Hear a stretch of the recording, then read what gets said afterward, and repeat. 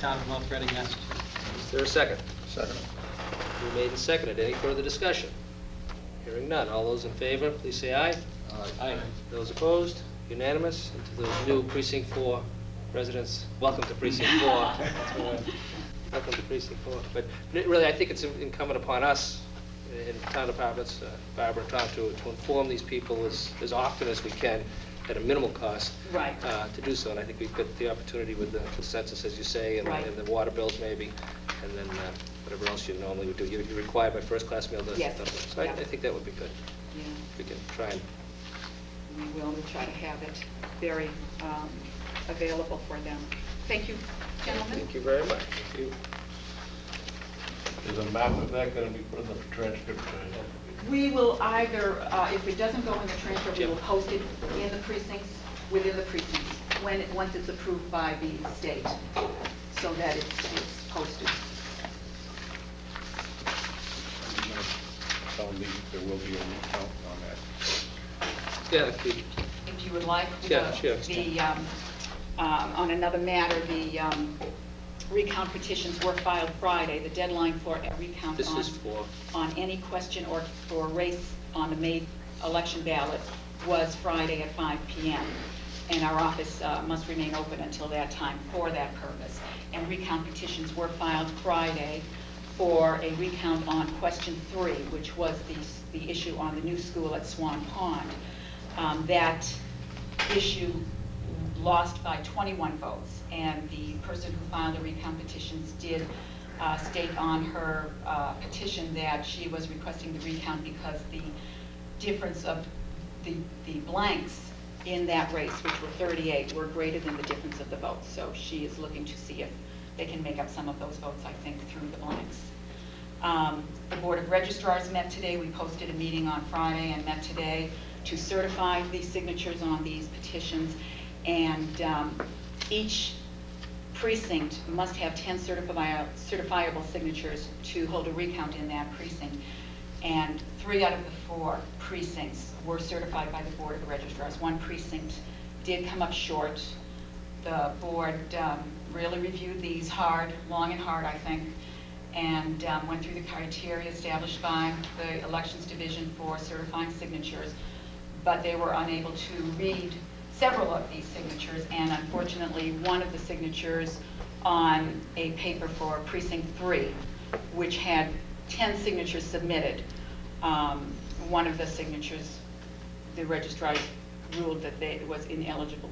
They could not read it. So that precinct will not have a recount, but the recount will go forward for all the other 3 precincts. so you couldn't read the signature? Could not read it. Couldn't decipher what the signature was based upon the address? No.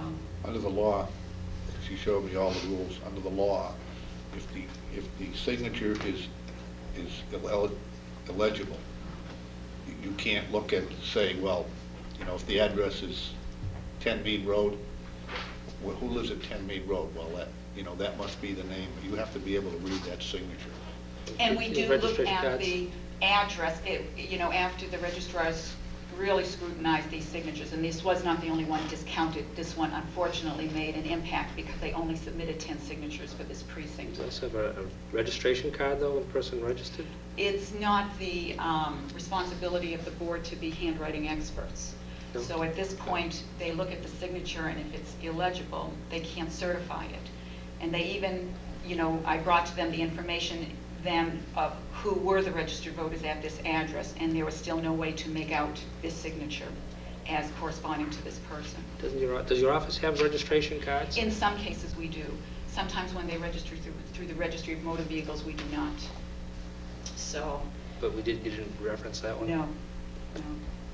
It was not legible. So the parties have been notified today by phone call and mail, and the recount has been scheduled for Friday. The Board of Registrars will meet at 9 a.m. first to review an escrow ballot to determine the eligibility of a voter or person who voted by escrow ballot at that election, to determine first if that ballot should be counted in the recount, and then the recount will commence at 10. And where is that going to be held? Right here at the Town Hall Gymnasium. Well, good luck on those. Thank We haven't had you. one of those in a long time. And they did request a hand count of the ballots, and not another optical scan. So we will be there hand counting these ballots at this time. It's just 4,500. That's all. Do you- 3927 minus. Whatever it is. Yeah. You mentioned earlier that this money is budget. Where does the money come for this? I would have to ask for a transfer from Finance Committee to fund this, or to pay the bills afterwards. We have to proceed, it's a statutory requirement, but, you know, we do not budget for recounts or special elections or anything like that, so the money's involved for, you know, the election workers who will be performing this, the police detail, town council to be present. You know, I'd be asking for a transfer from the Finance Committee to fund that. Thank you very much. Okay. Nice to see you. Thank you, gentlemen. Nice to see you. Thank you. Next order of business is the discussion of ambulance billing procedures. And Tom, I mean, we have Deputy Chief here. And you want to bring us up to speed on where we are with ComStar and Okay, well, thought we'd bring this back to the board. For the fact is, the board knows Armstrong Ambulance is no longer serving the town of North Reading, and Action Ambulance is, under the same terms and conditions that Armstrong Ambulance was prior to the past of 3 months. Yeah, right. So we thought we would address the ComStar issue for the new selectmen. ComStar is the agent who does the billing and collecting of the town's ambulance account receivables. They had submitted a proposal a while ago about a more aggressive version of getting the revenues into the town on the billing procedures.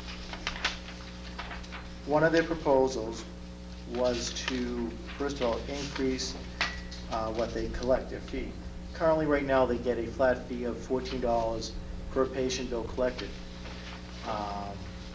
They are proposing to go to a fee structure where they collect 6.5% of the funds collected on the town's behalf. What that would amount to is approximately about $19.67 per patient fee. It's about a $5.67 increase over the current fee they receive now. They haven't received an increase in their rate for close to 9 years at this point. What this would do would be that they would be more progressive in billing and attempting to get the receivables back into the town. Their procedure was to, at one point, they were only being more aggressive on out-of-town residents, out-of-town patients versus in-town patients. Legally, that's not probably the best approach to take, because you are, at that point, not being fair across the board. So my recommendation, first of all, to the board, would be that the billing procedures for non-residents and residents are the same. What they are proposing is that they would first directly bill the patient. They would send a second and third bill to the patient if they do not receive payment. The fourth bill would be very strong language, basically stating that you would be turned to the credit bureau for failure to pay, which currently is only being done to non-residents at this point. So their feeling is with the 6.5%, they will be also more aggressive in their billing procedures on such. Also, they're recommending is that they increase that billing rates to 30% over the Medicare base rates. And I think that Deputy Brady could address to an extent regarding the rate structure and what we currently receive and why this would be important to the town. Also, just continue one more thing, Jim. And also, which they would like us to do, and we don't do this generally, we haven't been doing this, is that we should have a procedure in place where I, as a town administrator, could abate the bills that they have no possibility of collecting, because it stays on the books it still shows as a receivable. And we should have the power, I should have the opportunity to abate those bills, to get them off the books. So we have a clearer picture of what we have out there as far as receivables and what is non-collectible. And I think Deputy Brady, if there's any questions on this, then I'll turn to Deputy Brady regarding the Medicare. Okay, Mr. Muldoon? Well, the first thing that jumps out at me is how come after 9 years there's a 40% jump in fees? What is unique about this year that there's such a large jump? Generally, their billing fee, from my understanding, is 6.5%, and they've never approached the town for an increase.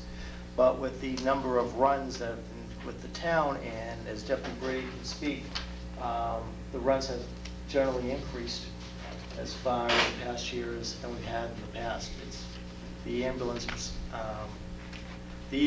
becoming more and more a focus in the fire department.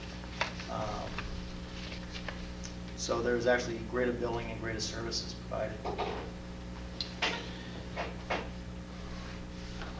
Yeah, so this is, I mean, currently we pay $14. Right. Now they're proposing a 6.5%. And the average fee that we would collect, any idea what that is, Jim or Tom? $300-400? The basic rates right now is Close to about $20. yeah, the basic life support base rate is $224, and then they pick up approximately $10 per mile. Then they have the add-ons, the oxygen. Yeah, I think it runs about Right. $300-400, right? So, I believe it was Medicare rate. 37, $26, which is more than that. So, but what they're saying, it's gonna average out around $20, they figure, I guess, as opposed to the 14. And one of the things is that, I know in the past, the board hasn't felt as though they've been aggressive enough to go out and collect the fees necessarily. And there's also been sort of an acquiescence to handle residents a little bit different than non-residents also. And again, the suggestion is to, across the board, treat everybody the same, and incent the vendor to get more aggressive. And they're also looking to take it a couple of steps, a couple more phone calls further in order to collect the fees. Yeah. Mr. Murphy? Just, what is the balance in the receivable today? Do we know? I don't know that we've got the figures reconciled with Comstar. In other words, Comstar has less on the books than we do. They basically charge it off more quickly than we do. Annually, or just about annually, Mr. Dow and the fire department and Comstar brings matters to the board for abatements in order to reconcile the accounts. Basically, Comstar will deem a number of the accounts to be uncollectible based upon their efforts. Mr. Dow will recommend a certain amount, and then the board will basically authorize the charging off of those accounts without being specific as to who they are. In other words, deem them uncollectible. But that isn't reconciled more than annually, or more sooner than annually.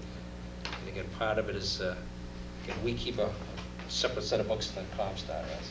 Well, we can reconcile them eventually, but it's, Because after they make their third phone call. After they make the third And send them a phone nasty call, letter. They just don't, they drop it. They drop it. And if they drop it, we have no mechanism in place to continue the effort. But that's how we establish that with them? Make 3 phone calls, then drop it? Well, that's what they had proposed. We had them in, I'm trying to think, maybe it was about 4 years ago, to discuss it, because the receivables on our books appeared inordinately high.